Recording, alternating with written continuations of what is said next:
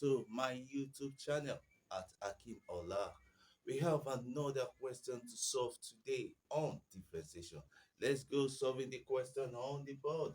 This aspect of differentiation is on function or function.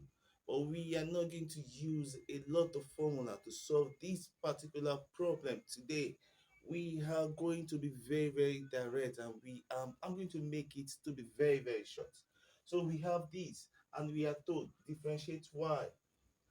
This raised to power 4 with respect to x. We have solution. Differentiating this y will give us the y all over the x to be equal to, whenever you want to differentiate, if I have y is equal to x raised to power n, my dy all over the x will always be equal to n x n minus 1. That is the general formula for differentiation. But we have, as time goes on, we will be using a lot of formula to differentiate now. So we have this now. So how do we now differentiate this? Making use of this particular equation, we are going to have our 4 to be e here.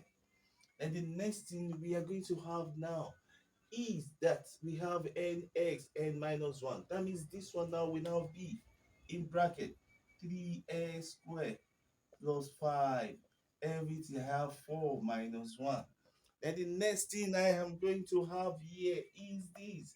I am going to differentiate what I have inside this bracket. If I differentiate this, I am going to have 6x. And if I differentiate a constant, I will have a 0.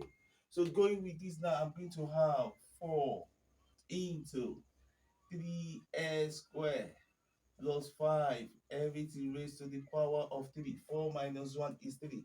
Then I can now multiply this 4 and the 6x together. So I see have my 6x here. And my final answer now will now be 24x into 3x squared plus 5, everything raised to the power of 3. That is our dy all over the x. Answer. So we are going to stop here for now. We take it off from here next time. God bless you.